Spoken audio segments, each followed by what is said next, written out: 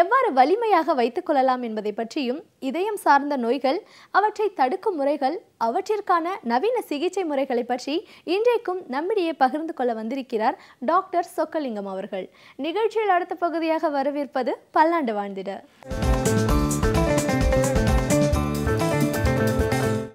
அன்பு நேயர்களே, காலை வணக்கம். மறுபடியும் சந்திப்பதில் மகிழ்ச்சியும் உண்மையில் நான் பெருமையும் அடைகின்றேன். இது வரைக்கும் சில வாரங்களாக பேசிட்டு வரேன். அனைவரும் ஆர்வமாக கேட்டுட்ருப்பீங்க. இந்த வாரம் என்ன சொல்ல போகிறீங்கன்ட்டு நீங்கள் ஆர்வமாக இந்த டிவியின் முன்பு அமர்ந்து கேட்டுக்கொண்டு இருப்பது எனக்கு தெரிகின்றது. ஒரே ஒரு விஷயம், நீங்கள் கேட்டு ரசிப்பதில் மட்டும் நிறுத்தி கொள்ளாதீர்கள், புரிந்து கொள்வதில் மட்டும் நிறுத்தி கொள்ளாதீர்கள். அனைவரும் வேண்டிக் கொள்வது, இன்றிலிருந்து வாழ்க்கையில் கடைப்பிடிக்க ஆரம்பித்து விட வேண்டும் என்பது தான் என்னுடைய ஒரே ஒரு வேண்டுகோள். இந்த சொல்லுகின்ற செய்திகள் நீங்கள் கேட்டு அறிந்த செய்திகளை மற்றவர்கள் அனைவருக்கும் தெரியப்படுத்த வேண்டும். அதான் மிக முக்கியம். இந்த வாரம் நான் சொல்ல போகிறேன். போன வாரம் பார்த்திங்கன்னா அந்த ஆஞ்சியோகிராம்னா என்ன, மாரடைப்புன்றது imbalance between demand and supply. எதனால இந்த இன்பேலன்ஸ் வருது, இந்த வாரம் அந்த விரிவாக சொல்லணும்னு பார்க்குறேன். இது எல்லாருக்கும் தெரிஞ்சிருக்கணும் கட்டாயம். அப்போ தான் நம்ம உன்னை தெரிஞ்சுக்கிட்டால் தான் அதை போக்குகின்ற வராமல் இருக்கின்ற சக்தியை நம்ம அடைய முடியும். தெரியாமல் இருந்தால் ஒன்றுமே பண்ணவே முடியாது. அதுக்கு பாருங்களேன், இந்த வாட்டி எதனால இதய இரத்த குழாய் சுருங்குது. இதய இரத்த குழாய் சுருங்கும் பொழுது என்ன ஆகுது, இதயத்திற்கு வேண்டிய பிராணவாயு குறைகின்றது. அதாவது டிமாண்டு அளவு சப்ளை இல்லை. அதான் சொல்லிட்டேன் போன வாரம், த demand and supply must be at balance. Demand கூடுது, சப்ளை இல்லை, அது ஹார்ட் அட்டாக். இந்த டிமாண்டு கூடி சப்ளை இல்லாத இருப்பதற்கு ஒரே ஒரு காரணம் இதய இரத்த குழாய் அடைப்படுவது தான் காரணம். இதய இரத்த குழாய் முதலே சொல்லிட்டேன், அது 2லேருந்து 3 மில்லிமீட்டர் தான் அது கிராஸ் செக்ஷனில் இருக்குது. ஒரு நோயாளி இப்போ நண்பர் கேட்டார், ஏன் 2 மில்லிமீட்டர் வச்சார், அந்த இதய இரத்த குழாய் ஒரு 10 மில்லிமீட்டர் வச்சுருந்தாங்கன்னா நம்ம அட்டாக்கே வராது கூட ஒருத்தர் கேட்டார். அது இயற்கைக்கோ இறைவனுக்கோ தெரியும், எது எங்கே அளந்து வைக்கணும் அவருக்கு தெரியும். அந்த 2 மில்லிமீட்டருக்கு பதில் 5 மில்லிமீட்டர் 10 மில்லிமீட்டர் வச்சுருந்தால் இதயத்துக்கு நிறைய ரத்தம் போய் இதயமே வெடித்து விடும். அதை பற்றி நீங்கள் கொஸ்டின் பண்ணாதீங்க. உங்களுக்கு இயற்கையில் படைக்கப்பட்டதை காப்பாற்றிக் கொள்ள தான் வழிமுறை. எப்படி படைக்கணும்னு சொல்லி நம்ம எதிர்பார்க்கவும் கூடாது, அது டிக்டேட்டும் பண்ண முடியாது. சரி, இன்றைக்கி மிக முக்கியமான கருத்து இந்த வாரம் சொல்ல போகிறேன். இந்த ஸ்டைலில் பார்த்தீங்கன்னா அந்த இதய இரத்த குழாய் அடைப்படுவதற்கு இந்த ஸ்டைலை பார்த்தா போதும். மிக முக்கியமானது. இந்த ஸ்டைலில் பாருங்கள், ஒரு பாகத்தில் என்ன பண்ணியிருக்கேன்னா, அந்த இதயத்தில் இரத்த குழாயில் ரத்தம் போயிட்டே இருக்குது. அந்த இரத்தத்தில் எவ்வளோ கொலஸ்ட்ரால் இருந்தாலும் ஒன்றும் பண்ணாது. அந்த கொலஸ்ட்ரால் இரத்த குழாயில் படிவதால் தான் இரத்த குழாய் சுருங்குகின்றது. அது பேர் தான் அத்ரோஸ்க்ளரோசிஸ் என்ற பெயர். ஸோ அத்ரோஸ்க்ளரோசிஸ் என்பது இரத்தத்தில் இருக்கின்ற கொலஸ்ட்ரால் இதய இரத்த குழாயில் படிய ஆரம்பிக்கின்றது. எந்த வயதில் படிய ஆரம்பிக்க தெரியும் உங்களுக்கு ரொம்ப ஆச்சரியப்படுவீங்க. 3லிருந்து 5 வயதிலிருந்தே படிய ஆரம்பிக்க விடுது. அதான் நான் சொல்கிற சொக்கலிங்கம் பேசுகிற பேச்சை 3 வயசு 5 வயசு குழந்தைங்களெலாம் கேட்கவே முடியாது. ஆனால் பெற்றோர்கள் வாழ்க்கை முறையை மாற்றி அமைத்து கொண்டால் உங்கள் குழந்தைகள் உங்களை பார்த்து கற்றுக்கொண்டு அந்த வாழ்க்கை முறையை பின்பற்றும். அப்படி வச்சிட்டோம்னா அந்த இரத்த குழாயில் கொலஸ்ட்ரால் படிவதை நாம் வெகுவாக குறைக்க முடியும், மிக முக்கியமாக தடுக்கக்கூட முடியும். சரி, இந்த இரத்த குழாயில் கொலஸ்ட்ரால் படிஞ்ச உடனே முதல்ல பாருங்களேன், இந்த ஸ்டைலில் பார்க்கும் பொழுது முதல்ல 30% படியும், 60%, 90% படிஞ்சிக்கிட்டே இருக்குது. ஆனால் 70% படிகிற வரைக்கும் அவனுக்கு நெஞ்சு வலி வராது, மாரடைப்பு அறிகுறியே தெரியாது, அஞ்சைனா வலி கூட தெரியாது. எப்பொழுது 70% மேல் அந்த அடைப்பு வருகின்றதோ அப்பொழுது அஞ்சைனா வரும். அதுவரை கார்டியாக் ரிசர்வ் என்ற சக்தி அவனை காப்பாற்றி கொண்டே இருக்கும். புரிஞ்சிட்டிங்களா? சப்போஸ் இது ஏன் படியுது? இந்த இரத்த குழாயில் கொலஸ்ட்ரால் இரத்த குழாயில் படிவதற்கு மிக முக்கியமான காரணம் எதிர்மறை எண்ணங்களால், கோபம், டென்ஷனால் அவனுக்கு அட்ரினலின், நார் அட்ரினலின், கார்டிசால் போன்ற ஹார்மோன்ஸ் உடம்பில் சுரக்கும் பொழுதோ, அவனுக்கு புகைப்பிடிக்கின்ற பழக்கமும் இருக்கின்றதை வைத்துக்கொள்ளுங்கள். உடனே அந்த நிக்கோட்டின் இவைகள் அனைத்தும் இரத்தத்தில் இருக்கின்ற கொலஸ்ட்ராலை பிரித்து இரத்த குழாயில் சேர்த்து விடுகின்றது. புரிஞ்சிட்டிங்களா? அடுத்த ஸ்லைடில் பாருங்கள். இது அடைவதற்கு 9 வருஷம் ஆகும். ஏன் இப்போ 20 வயசில் ஒருத்தனுக்கு ஹார்ட் அட்டாக் வருது என்றால், இதை முக்கியமாக பாருங்கள். 20 வயதில் மாரடைப்பு வருவதற்கு காரணம் 22 வயதில் 25 வயதில் இரத்த குழாய் அடைப்படுவதல்ல. இந்த ஸ்டைலில் பாருங்கள். எப்பொழுது ரத்தம் உறைகின்றதோ 2 நிமிடத்தில் அந்த உறையும் பொழுது 100% அடைப்பு வந்து ஹார்ட் அட்டாக் வந்து இறப்பதற்கு கூட வாய்ப்பு இருக்குது. அந்த இரத்த குழாயில் ரத்தம் உறைவதால் கூட முதல்ல வந்து அத்ரோஸ்க்ளரோசிஸ், இது பேர் அத்ரோஸ்க்ளராட்டிக் வெசலில் கிளாட் ஆகிறது அத்ரோத்ராம்போசிஸ். நிறைய பேர் மாரடைப்பு வருவதற்கு காரணம் இந்த ஸ்டைலில் பார்க்குற அத்ரோத்ராம்போசிஸ் தான் இதை புரிய வைத்து கொள்ள வேண்டும். இன்னொன்று பாருங்களேன், 3வது ஸ்லைடு, இந்த ஸ்லைடை பாருங்கள். அடைப்பு இருக்கலாம், ரத்தம் உறையலாம், அதை விட முக்கியம் டென்ஷன் ஆகும்பொழுது, ஸ்மோக் பண்ணும்பொழுதோ இரத்த குழாய் வேகமாக சுருங்கும். அதாவது கொரோனரி ஸ்பாசம் என்று பெயர். அந்த கொரோனரி ஸ்பாசம் என்று ஒன்று வந்துவிட்டால் அது கூட இரத்த குழாய் அடைப்பட்டு மாரடைப்பு வரும். ஸோ மாரடைப்பு வருவதற்கு மிக முக்கியமாக மறுபடியும் இந்த 3 ஸ்லைடும் பாருங்களேன், ஒன்றா சேர்த்து. 1 அத்ரோஸ்க்ளரோசிஸ், இரத்த குழாய் அடைப்படுவது, இரத்தம் உறைவது அத்ரோத்ராம்போசிஸ், இரத்த குழாய் சுருங்குவது கொரோனரி ஸ்பாசம். இது 3ம் தான் ஒருவனை மாரடைப்பு வர வைத்து அவனை இறக்கக்கூட வைத்து கொடுக்கின்றது. அடுத்த ஸ்லைடை பாருங்களேன். இது கொஞ்சம் க்ளோஸ்அப்பில் பார்க்கும் பொழுது அந்த இரத்த குழாயில் கிளாட் ஆகுது. கிளாட் ஆன உடனே இதயத்துக்கு போகிற இரத்த ஓட்டம் கம்மியாகி அந்த இதய தசைகள் மேலே பிளாக் ஆகுது பார்த்திங்களா, அதுதான் மாரடைப்பு என்று பெயர். இதை மனதில் வைத்து கொள்ள வேண்டும். இதை வைத்து கொண்டால் இது 3ம் வைத்துக்கொள்ளுங்கள். அடைப்படுவது, இரத்தம் உறைவது, இரத்த குழாய் சுருங்குவது அனைத்தும் நாம் தடுக்க முடியும். இப்பொழுது மிக முக்கியமாக ஒன்று சொல்ல விரும்புகின்ற நேயர்களே, உலகத்தில் மனிதர்களை இறக்க வைக்கின்றது 3 தான். 1 முதல் இடத்தில் இருப்பது உயிர்கொல்லி நோயான மாரடைப்பு, 2 கேன்சர், 3 ஆக்சிடென்ட்ஸ், விபரீதங்கள். இது 3மே மனிதனுடைய எதிர்மறை எண்ணங்களாலும் எதிர்மறை வாழ்க்கை முறையாலும் மட்டும்தான் நடக்கின்றது. எவன் ஒருவன் நேர்மறை எண்ணங்களும் வாழ்க்கை முறையை நேர்மறையாக மாற்றிக்கொண்டாலோ இந்த உயிர்கொல்லி நோய்களான மாரடைப்பு, கேன்சர், பல ஆக்சிடென்ட்ஸ், விபத்துக்களும் மனிதன் நினைத்தால், மனம் வைத்தால் தடுக்க முடியும் என்பதில் மாற்று கருத்து இல்லாதவன் இந்த டாக்டர் சொக்கலிங்கம். சமூகத்தில் நடக்கும் நிகழ்வுகளில் நாம் கொள்ளத்தக்கவை எவை, தள்ளத்தக்கவை எவை என்பதை பற்றி நம்மிடையே பேசி வருகிறார் எழுத்தாளர் மனுஷபுத்திரன் அவர்கள். நிகழ்ச்சியில் அடுத்த பகுதியாக வரவிருப்பது தீதும் நன்றும்.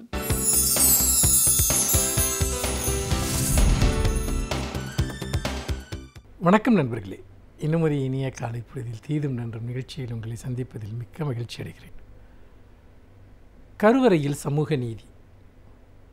தமிழகம் இதற்கென ஒரு தனி வரலாற்றை கொண்டிருக்கிறது.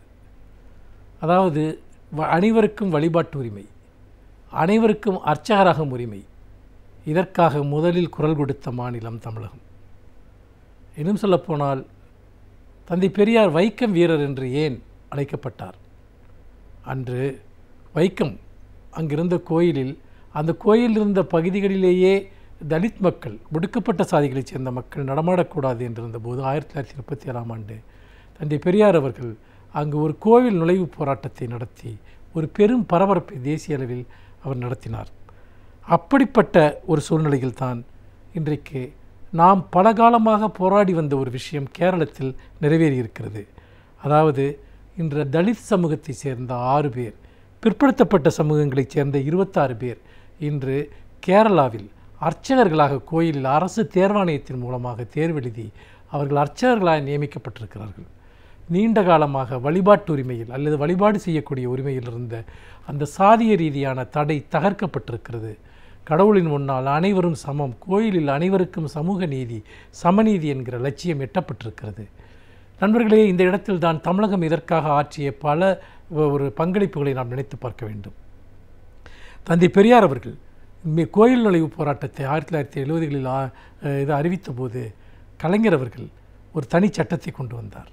அதாவது அனைத்து சாதியினரும் அர்ச்சகராகலாம், ஆகம விதிகளை கற்று அதன் அடிப்படையில் தேர்வுகள் எழுதி எவர் வேண்டுமானாலும் அவர்கள் அர்ச்சகராகலாம் என்கிற ஒரு சட்டத்தை கொண்டு வந்தார். அன்று அந்த சட்டம் என்பது, அந்த சட்டத்தை எதிர்த்து பலர் நீதிமன்றத்திற்கு சென்றார்கள்.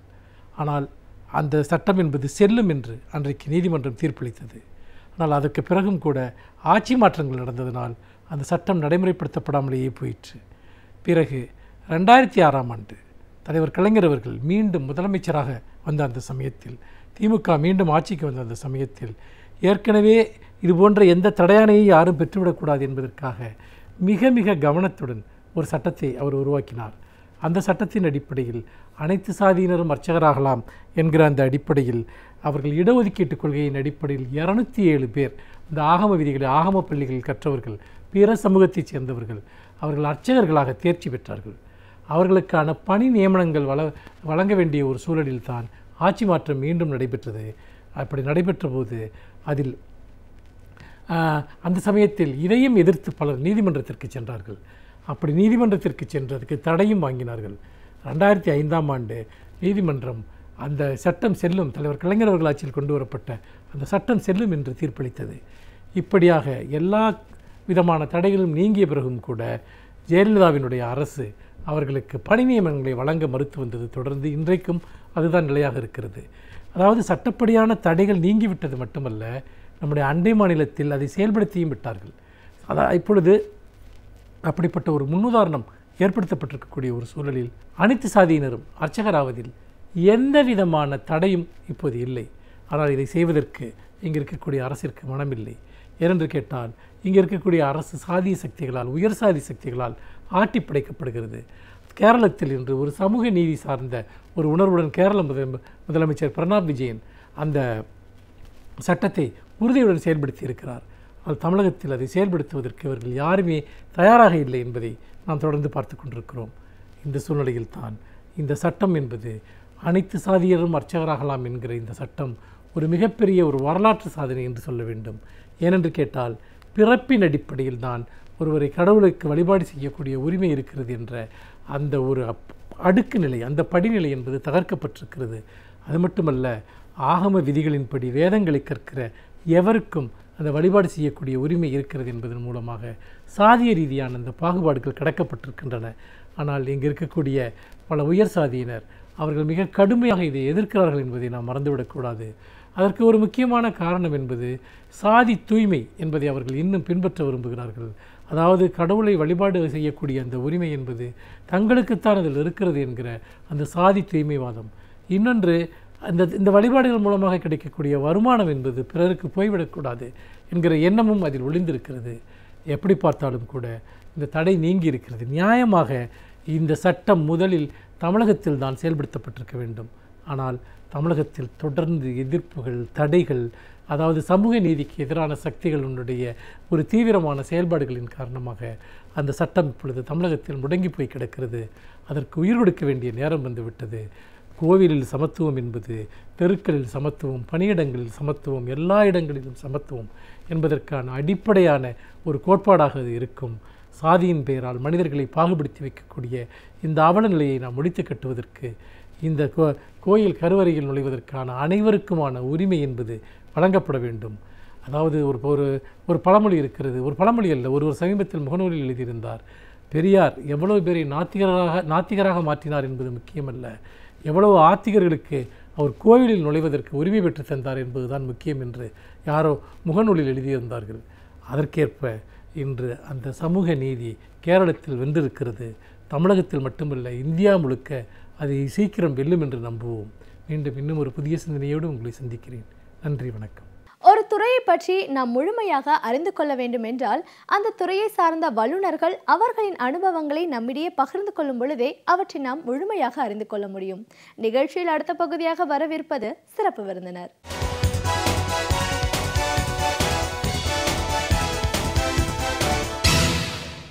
வணக்கம் நேயர்களே, விடியலேவா நிகழ்ச்சியின் சிறப்பு விருந்தினருக்கான நேரம் இது. இன்றைய சிறப்பு விருந்தினர் ஆதரவு மருத்துவர் டாக்டர் சுபத்ரா முத்துக்குமரன். ஆதரவு மருத்துவம் அப்படிங்கிற இந்த துறை என்ன, எந்த மாதிரியான ஒரு பிரச்சனைகளுக்கெல்லாம் ஆதரவு மருத்துவம் அப்படிங்கிறது இன்னைக்கு தேவையா இருக்கு, இந்த மருத்துவ முறை மூலமா ஒரு நோயாளிக்கு என்ன மாதிரியான ஒரு ஆலோசனைகள் பலன்கள் கிடைக்குது, இப்படி பல விஷயங்களை டாக்டர் கிட்ட கேட்டு தெரிஞ்சுக்கலாம். வணக்கம் டாக்டர். வணக்கம். ஒரு ஆதரவு மருத்துவரா எங்கள் நிகழ்ச்சிக்கு உங்களை நாங்கள் முதல்ல வரவேற்கிறோம் மேடம். இந்த ஆதரவு மருத்துவம், பாலியேட்டிவ் கேர் அப்படிங்கிறது வந்து இப்போது சமீபமாக ஓரளவுக்கு பரவலாக மக்கள் மத்தியில் போய் சேர்ந்துருக்கு. ஒரு புதுமையான துறைன்னு நம்ம இதை சொல்லலாம். இருந்தாலும் ரொம்ப தேவையான ஒரு விஷயம். ஒரு நாள்பட்ட வியாதி, தீராத வியாதி, இந்த க்ரானிக் டிசீஸ் அப்படிலாம் இருக்கிறவங்களுக்கு வந்து ஆதரவு மருத்துவம், இந்த கேர் வந்து ரொம்ப ரொம்ப அவசியம்னு சொல்கிறத பார்க்குறோம். இந்த மருத்துவம் மூலமாக அவங்களுக்கு, ஒரு நோயாளிகளுக்கு எந்த மாதிரியான ஒரு ட்ரீட்மெண்ட் கேர்லாம் கொடுக்கப்படுது, அது அவங்களுக்கு எவ்வளோ தூரம் பயனுள்ளதாக அமையுது அப்படின்னு நிறைய கேள்விகள் இருக்குது மேடம். ஒரு மருத்துவர் அப்படிங்கிற முறையில் இந்த மாதிரியான ஒரு மருத்துவம் என்ன, இது எப்படி செயல்படுது, யாருக்கெல்லாம் இது தேவையாக இருக்குது, அதை நீங்கள் எப்படி செஞ்சிட்ருக்கீங்க அப்படின்னு எல்லா விஷயங்களையும் எங்கள் நேர்களோட நீங்கள் முழுமையாக பகிர்ந்துக்கணும். முதல்ல இந்த பாலியேட்டிவ் கேர், ஆதரவு மருத்துவம் அப்படிங்கிறது என்ன மேடம்? ஆதரவு மருத்துவம் அப்படிங்கிறது பார்த்திங்கன்னா, நீங்கள் சொன்ன மாதிரி நீண்ட நாள் நோய்கள் இருக்கிறவங்களுக்கு இது அவசிய தேவையாக இருக்குது. இது வந்து நம்ம ஆதரவு மருத்துவம் அப்படின்னு 2 பகுதிகளாக பார்க்கலாம். இப்போ வந்து ஒரு சாதாரணமாக பார்த்திங்கன்னா, ஒரு ப்ரெஷர் இருக்குது, சுகர் இருக்குது அப்படின்னு சொன்னாலே என்னடா இந்த நோய் நம்மளுக்கு வந்துடுச்சே அப்படின்னு நினைப்பாங்க. ஆனால் அதே கேன்சர் இருக்குது, ஒரு கிட்னி ஃபெயிலியர் இருக்குது அப்படின்னா அவங்களுக்கு ரொம்ப பயம் வந்துடுது, ஒரு ஆன்சைட்டி வந்துடுது. இந்த நோய்க்கு நம்ம எவ்வளோ செலவு பண்ண போகிறோம், நம்ம குணமடையுமா மாட்டோமா, இது எவ்வளோ கஷ்டப்பட போகிறோம், இதனால் எத்தனை பிரச்சனைகள் வரப்போகுது, இது எல்லாத்தையும் எப்படி சமாளிக்க போகிறோங்கிறது தான் முதல் பயமாக இருக்குது. அதுக்கு ஆதரவாக நம்ம வந்து அவங்களுக்கு ஒரு கவுன்சிலிங் கொடுத்து எப்படி சமாளிக்கிறதுங்கிறத அவங்களுக்கு தைரியப்படுத்தி இதுக்கான ட்ரீட்மெண்ட்டை எடுத்துக்க சொல்கிறதுங்கிறது ஆதரவு. ஆனால் அதோடு மட்டும் நம்ம நின்றுட முடியாது. ஒருத்தவங்களுக்கு வலி, ஒரு மூச்சு திணறல் இதெல்லாம் இருக்கிறப்ப அவங்களுக்கு கையை பிடிச்சிட்டு உட்காந்து உங்களுக்கு வந்து பார்த்துக்கலாம், சரியாயிடும், அப்படின்னு நல்லா இருப்பீங்க இப்படின்லாம் சொல்கிறதுனால அவங்களுக்கு வந்து அவங்களுக்கு ஒரு நிவாரணம் கிடைக்காது.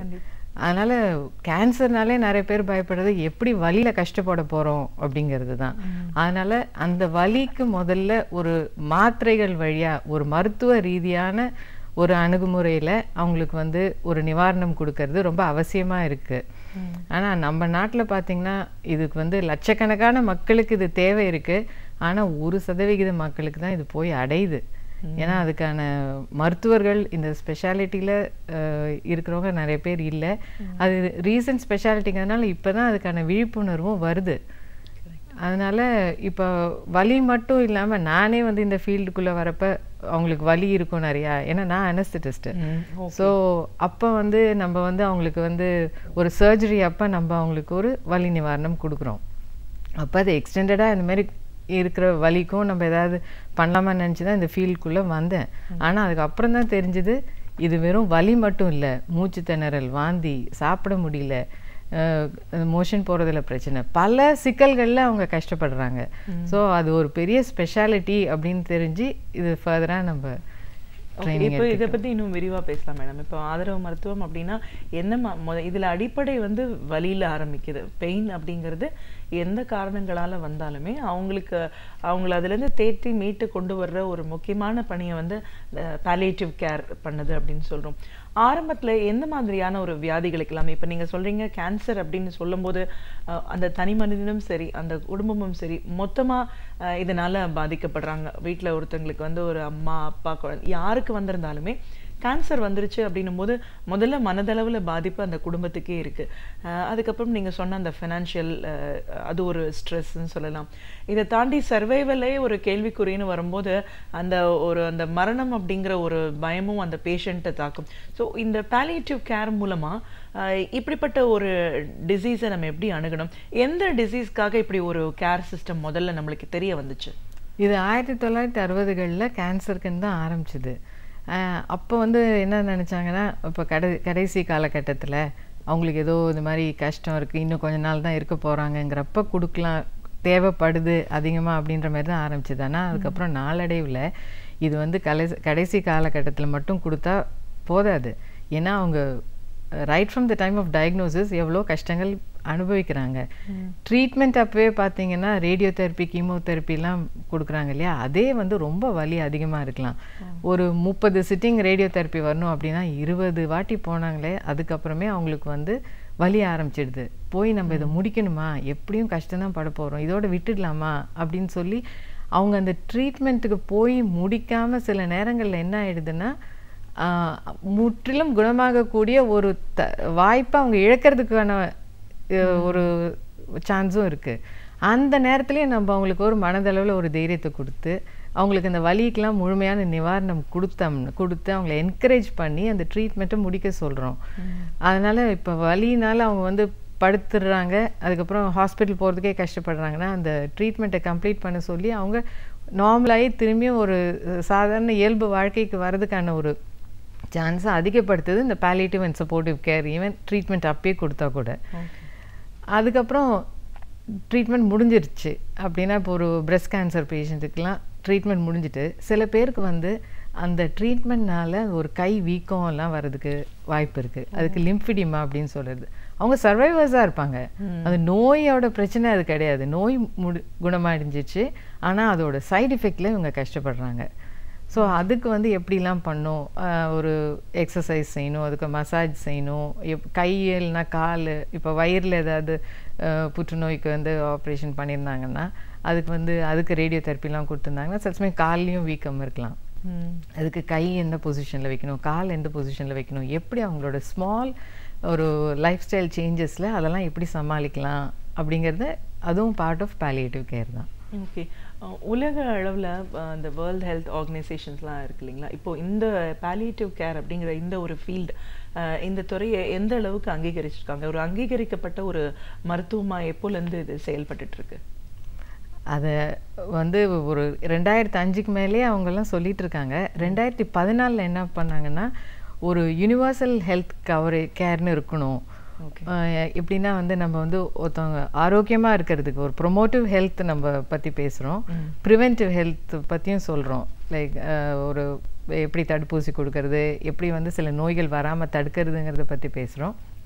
அதுக்கப்புறம் ஒரு நோய் வந்துடுச்சுன்னா அதுக்கான ட்ரீட்மெண்ட்டும் இருக்குது. அதோடு இருந்ததை வந்து பாலியேட்டிவ் கேரும் ஒரு எசென்ஷியல் காம்பனண்ட், அதுவும் சேர்ந்து இருக்கணும். ஒரு ஹெல்த் கேர் சிஸ்டம்னு இருந்ததுன்னா இந்த ஆதரவு மருத்துவமும் சேர்ந்து கட்டாயமாக இருக்கணும் அப்படின்ற ஒரு ரெசல்யூஷன் 2014 எடுத்தாங்க. இப்போ இந்த வருஷம் பார்த்திங்கன்னா வந்து இப்போ ஒரு அக்டோபரும் 2வது சனிக்கிழமை world health hospitals and palliative care day அப்படின்னு அனுசரிக்கிறாங்க. அது உலகம் முழுவதும் முக்கியமாக வந்து இதுக்கான விழிப்புணர்வுக்காக தான் இந்த தினத்தை அனுசரிக்கிறாங்க. அந்த தீம் வந்து universal health coverage and palliative care, don't leave those suffering behind அப்படிங்கிறது தான் இந்த வாட்டி தீம் சொல்லியிருக்கிறாங்க. என்னென்னா அந்த யூனிவர்சல் ஹெல்த் கவரேஜுங்கிறது எல்லாருக்கும் இந்த மருத்துவ முறை போய் அடையணும் அப்படிங்கிறதுக்கான ஒரு விழிப்புணர்வு. அதோடு இல்லாமல் அவங்க ஓரளவுக்கு மேலே ஒன்றும் பண்ண முடியலன்னு அவங்கள விட்டுட்டா அந்த குடும்பமும் சரி அந்த பாதிக்கப்பட்டவங்களும் சரி ரொம்ப கஷ்டப்படுறாங்க இல்லையா. கண்டிப்பாக திருப்பி எப்படி டாக்டர்கிட்ட போகிறது அப்படின்னு ஒரு வாட்டியும் கிராமத்துலலாம் இருந்தாங்கன்னா ஒரு வாட்டியும் வரதும் கஷ்டம் அவங்களுக்கு. ஸோ அதுக்கான ஃபைனான்ஷியல் பேர்டன் அவங்களுக்கு இருக்க ஆரம்பிச்சிடுது. அதுக்கப்புறம் இந்த ஹெல்த் கேர் சிஸ்டமும் ஓவர்லோட் ஆகிடுது. ஆனால் இந்த ஆதரவு மருத்துவம் வழியாக அந்த குடும்பத்தினரை எப்படி பார்த்துக்கிறதுன்னு அவங்களுக்கு ஒரு சொல்லி கொடுத்துட்டோம்னா வீட்டிலே அவங்க வந்து நல்லபடியாக பார்த்துக்கலாம். வலிக்கு நிவாரணத்துக்கான மாத்திரைகள் கொடுக்குறோம், மற்றபடி இந்த மாதிரி பெட் சோர் வராமல் எப்படி இருக்கிறது, அதுக்கப்புறம் ஒரு புண்ணு இருந்ததுன்னா எப்படி வீட்லேயே அவங்க வந்து ஒரு ஸ்டெரைல் ட்ரெஸ்ஸிங் பண்ணுறது, இதெல்லாம் வந்து குடும்பத்தினருக்கு நம்ம சொல்லி கொடுத்துட்றோம். அதனால் அவங்க வீட்டிலே வச்சு நல்லபடியாக பார்த்துக்கலான்னு. ஏன்னா இந்தியாவில் என்ன இன்னும் ஒரு அட்வான்டேஜ் இருக்குன்னா இந்த கூட்டு குடும்பம்ங்கிற ஒரு கான்செப்ட் இருக்குது. அப்புறம் சொந்தக்காரங்கெல்லாம் எப்படியோ வந்து பார்த்துக்கிறாங்க இல்லையா? ஸோ அவங்க பார்த்துக்கிறதுக்கு வில்லிங்காக இருக்காங்க. ஆனால் எப்படி பார்த்துக்கிறதுன்ற விஷயத்தையும் நம்ம சொல்லி கொடுத்தா அவங்க வீட்டிலே ஓரளவு சந்தோஷமாக வச்சு பார்த்துக்கலாம். ஏன்னா எத்தனை பேருக்கு ஹாஸ்பிட்டலுக்கு போக பிடிக்கும்? முடிஞ்ச வரைக்கும் வீட்டில் இருந்து தான் கவனிச்சிக்கணும் அப்படிங்கிறது தான் எல்லாரோட நோக்கமும் இருக்குது. அதுக்கான வழிமுறைகளை சொல்லிக் கொடுக்கறது பாலியேட்டிவ் கேர். ஓகே. ஸோ இப்போது இந்த ஒரு உதாரணமாக வச்சு நம்ம பார்க்குறோம் அப்படின்னா, மருத்துவம் அப்படிங்கிறது தேவை. க்ரானிக் டிசீஸ் எல்லாத்துக்குமே மருத்துவம் தேவை. அது எந்த அளவுக்கு அவங்க முழுமையாக அவங்களுக்கு குணமாக்க போகிறோம் அப்படிங்கிறது ஒரு பெரிய கேள்விக்குறினாலும், ஒரு டயக்னோசிஸ்க்கு அப்புறம் இந்த பாலியேட்டிவ் கேரோட பணி எங்கேருந்து ஆரம்பமாகுது? அது அட் த டைம் ஆஃப் டயக்னோசிஸே இருக்கிற ஷாக்லேருந்து ஆன்சைட்டிலேருந்து ஒரு சப்போர்ட்டிவ் கேர் கொடுக்கறது. அந்த ட்ரீட்மெண்ட் அப்பயும் அவங்களுக்கு வந்து என்ன மாதிரி பிரச்சனைகள் இருக்குது அப்போ அந்த நேரம் ஆதரவாக இருக்கிறது. And towards end of the disease இன்னும் அதிகமாக அதோட தேவைகள் த்ரூ அவுட் த டிசீஸுங்கிறது தான் இப்போ நான் கான்செப்டாக இருக்கேன். முன்னாடி அந்த அட்வான்ஸ் ஸ்டேஜ்லன்னு இருக்கிறத தாண்டி இப்போ ரைட் ஃப்ரம் த பிகினிங் அப்படிங்கிறத தான் இப்போ நாங்கள் வந்து எல்லாருக்கும் சொல்கிறதுக்கு முயற்சி பண்ணுறோம். நானாலும் பாலியேட்டிவ் கேர் அப்படின்னா அது கடைசி காலகட்டம்னு நினச்சிக்கிறாங்க. அது வரைக்கும் கஷ்டப்பட்டுட்டு கடைசியில் ஒரு ஃபியூ டேஸ் ஒரு ஃபியூ வீக்ஸ்க்கு வந்து இந்த நாங்கள் வந்து அவங்களுக்கு சப்போர்ட் பண்ணோன்னே இது ஏன் எங்களுக்கு முன்னாடியே தெரியாமல் போயிடுச்சு, நாங்கள் இவ்வளோ நாள் அதுக்காக கஷ்டப்பட்டோமே அப்படின்னு நிறைய பேர் வந்து சொல்கிறாங்க. அதான் சொல்கிறேன்னே 1% மக்களுக்கு கூட போய் அடையலைன்னா எவ்வளோ பேர் லட்சக்கணக்கானவங்க அந்த கஷ்டத்தில் இருக்காங்கங்கிறது தெரியும். அட்லீஸ்ட் அவங்களுக்கு முன்னாடியே தெரிஞ்சிருந்தா அந்த பீரியட் அந்த ஸ்ட்ரகிளிங் ஸ்டேஜஸை ஓரளவுக்கு அவங்க வந்து ஒரு மனோதிடத்தோட தாண்டி வந்திருக்கிறதுக்கு ஒரு வாய்ப்பு கிடைச்சிருக்கும் அவங்களுக்கு. நிச்சயமா. இப்போ இந்த நம்ம க்ரானிக் டிசீஸ்ன்னு பேசும்போது கேன்சர் பற்றி பேசியிருக்கோம். இதை மையமாக வச்சு தான் இது துவங்கப்பட்டது அப்படின்னு சொல்லிட்டு. வலி சார்ந்தும் தீராத நோய் அப்படின்னு பார்த்தீங்கன்னா நிறைய ஒரு பெரிய லிஸ்ட்டே போடுற அளவுக்கு இருக்குது. பொதுவாக ஒரு சர்ஜரிக்கு அப்புறம் நீங்கள் பார்த்தீங்கன்னு வச்சுக்கோங்க, டாக்டர்ஸே ப்ரிஸ்கிரைப் பண்ணுவாங்க, நீங்கள் வந்து ஃபிசியோதெரபிஸ்ட் வருவாங்க, இவங்களை போய் பாருங்கள் அப்படின்னு ஒரு சொல்லுவாங்க. இதில் பாலியேட்டிவ் கேரோட பிளேஸ் எங்கேயா இருக்குது? அதையும் வந்து ஒருத்தங்க இந்த மாதிரி சொன்னால் தானே அட்லீஸ்ட் பப்ளிக் நிறைய 1% மேலே தெரியல அப்படின்னு சொல்கிறீங்க பார்த்தீங்களா? ஸோ ஒரு பெரிய ஒரு நோய், ஒரு அறுவை சிகிச்சையோ இல்லை ஏதாவது ஒரு பிரச்சனைக்கு அப்புறமா இந்த பாலியேட்டிவ் கேரையும் வந்து சஜஸ்ட் பண்ணி ப்ரிஸ்கிரைப் பண்ணி சொல்கிற அளவுக்கு இப்போ எவ்வளோ தூரம் போய் சேர்ந்துருக்கு? அது வந்து டாக்டர்ஸ் சில பேர் தெரிஞ்சு இப்போ வந்து பேஷண்ட்ஸை ரெஃபர் பண்ணுறாங்க. அதனால தான் இப்போ நாங்கள் வந்து 17 வருஷமாக ப்ராக்டிஸ் பண்ணிகிட்ருக்கோம். 3000 பேஷண்ட்ஸ்க்கு மேலே நாங்கள் ரீச் அவுட் பண்ணியிருக்கோம். ஆனால் வந்து இது பப்ளிக்குக்கும் நிறைய தெரிஞ்சதுன்னா அவங்களே வந்து சரி இப்படியான ஒரு மருத்துவர்கிட்ட போய் நம்ம ஒரு பயனடையலாமே அப்படின்னு அவங்க நினைக்க ஆரம்பிப்பாங்க. 2வது 1% மக்கள் தான் வராங்க தான் அந்த கேர் கிடைக்குது அப்படின்னா இது நிறைய ஸ்பெஷலிஸ்ட் இல்லைங்கிறதும் ஒரு பிரச்சனை. ஓகே. அந்த இப்போ சில தொண்டு நிறுவனங்கள் அங்கங்கே பண்ணிகிட்ருக்காங்க. கவர்மெண்ட் எல்லாம் இப்போ தான் இன்னும் கொஞ்சம் செய்ய ஆரம்பிச்சிருக்காங்க. பட் நிறைய தேவை இருக்குது, இன்னும் நிறைய செய்ய வேண்டியிருக்கு. நிறைய பேர் அது வந்து ஸ்பெஷலைஸ் பண்ணணும்.